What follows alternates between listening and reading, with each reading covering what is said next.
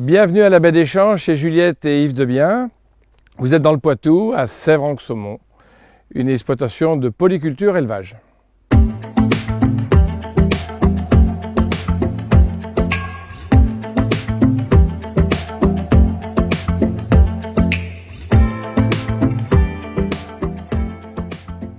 Donc depuis 40 ans, l'exploitation a évolué. Ça fait 38 ans que je suis installé.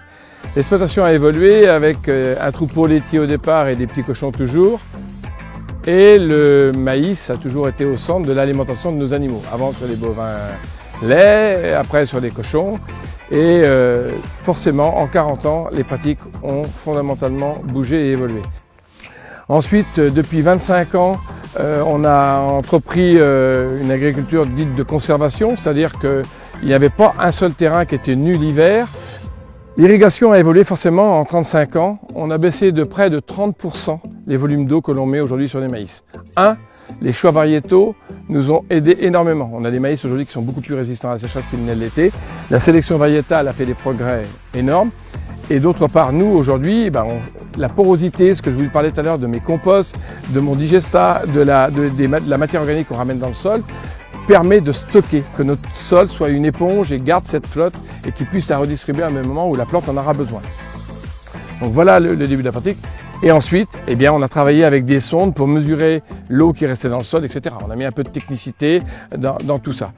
Maintenant, l'eau est un bien qu'on va devoir partager.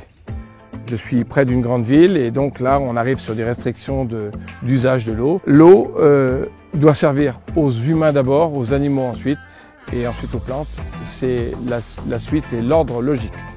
Dans le même temps, on a travaillé aussi ce côté-là en se disant, à l'occasion de la méthanisation, on a fait une réserve pour récupérer les eaux de pluie et on en a fait une plus grosse aujourd'hui pour récupérer encore un peu plus d'eau de pluie qui nous donnerait une autonomie pour être capable d'arroser autour de 30 hectares en récupérant uniquement de l'eau de pluie. C'est ce qu'on appelle une réserve collinaire qu'on a fait en récupérant l'argile qu'on avait dans le sol, qu'on est venu beurrer à l'intérieur de la réserve d'eau. Et aujourd'hui, c'est une seconde autonomie qu'on aura et qui nous permettra d'avoir de l'eau pour... moi, mon premier souci, c'est de donner à manger à mes petites bêtes. Voilà. Le maïs ne sert qu'à ça, il ne va pas dans la méthanisation, il ne va pas ailleurs, il sert à nourrir mes animaux.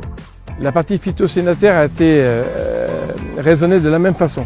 Un gosse qui est malade, on le soigne, un animal qui est malade, on le soigne, une plante qui est malade, on le soigne. Et comme pour les enfants, les antibiotiques, c'est pas automatique.